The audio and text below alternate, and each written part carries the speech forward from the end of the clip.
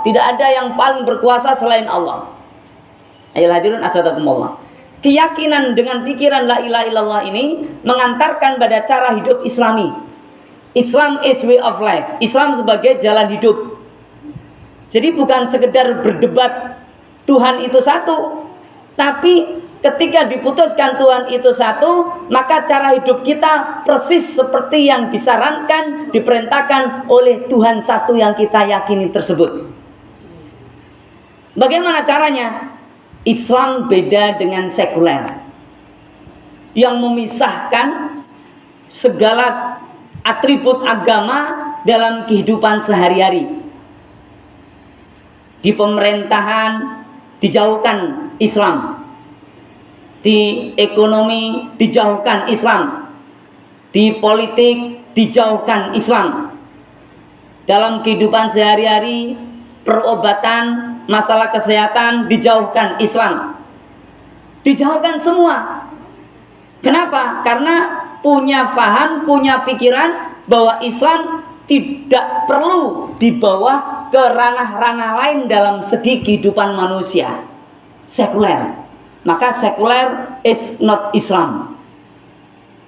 Ini efek dari keyakinan la ilaha illallah yang diajarkan oleh Nabiullah Ibrahim alaihissalam dalam mencari Tuhan.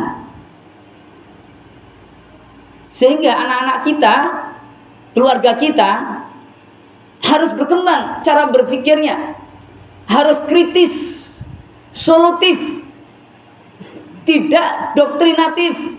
Ketika mengajarkan agama misalnya, tidak boleh kita yang penting ini dijalanin, nggak usah banyak tanya. Kalau tanya-tanya mulu nanti bisa jadi orang kafir. Tidak boleh demikian. Ayo hadirin azakumullah. Harus ada dialog, karena dengan dialog itu pikiran kita jadi berkembang. Ketika pikiran berkembang berarti mengikuti ajaran Nabiullah Ibrahim alaihissalam, Nabiullah Muhammad sallallahu alaihi wasallam.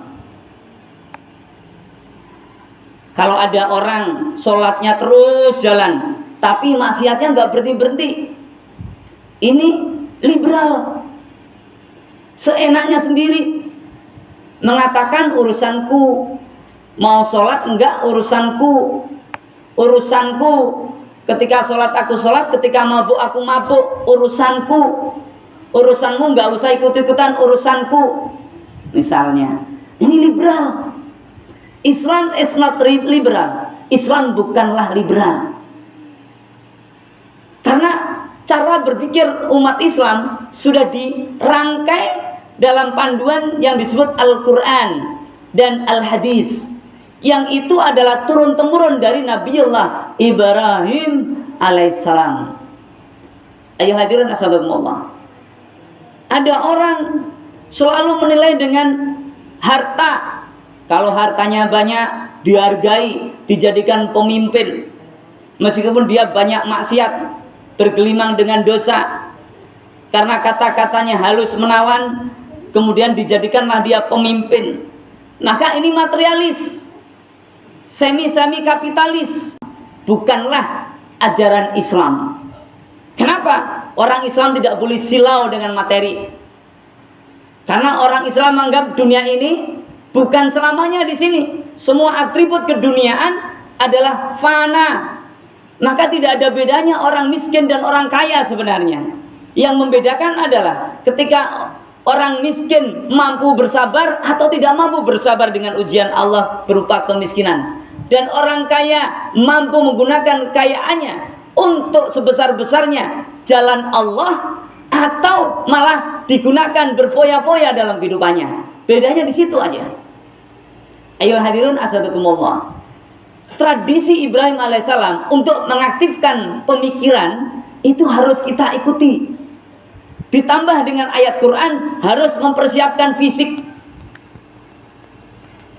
Jadi orang Islam tidak boleh hanya cerdas pikirannya, tapi lemah fisiknya, lemah alutsistanya, lemah peralatan perangnya.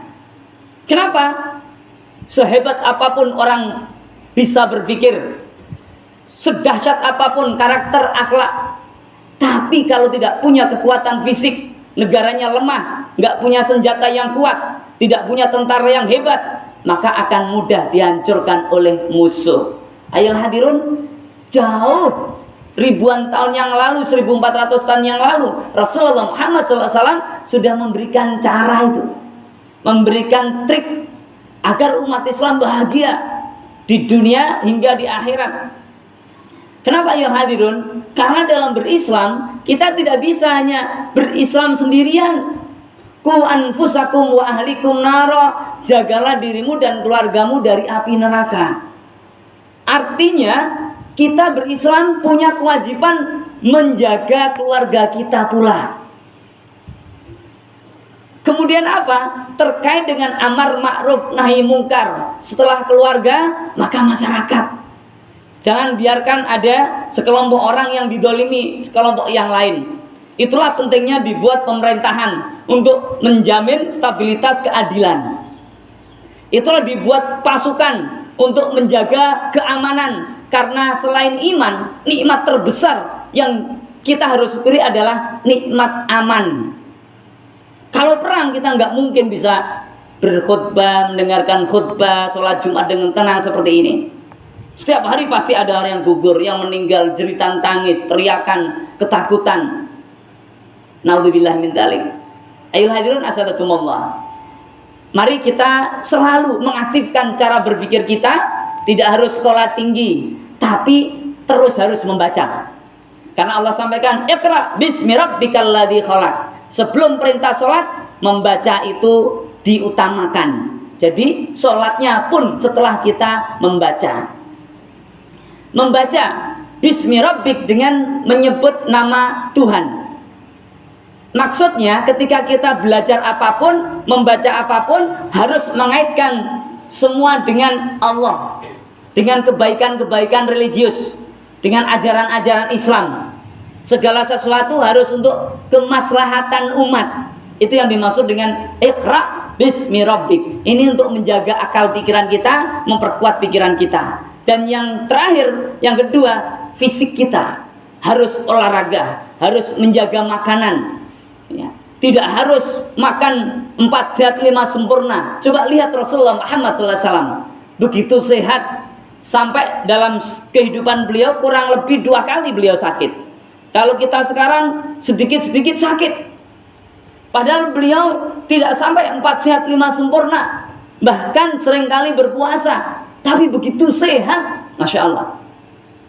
Hadirin asadakumullah, semoga kita dapat merangkai semuanya, mempersiapkan mulai dari diri kita dan keluarga kita, agar keluarga kita, diri kita, masyarakat kanan kiri kita, bangsa dan negara kita ini dikuatkan cara berpikirnya, sehingga cara berpikirnya kritis, cerdas, tapi terbingkai dengan ajaran Islam, dan dikuatkan fisiknya untuk menjaga keamanan, untuk mengendalikan stabilitas keamanan dalam keluarga, dalam negeri, bahkan di dunia.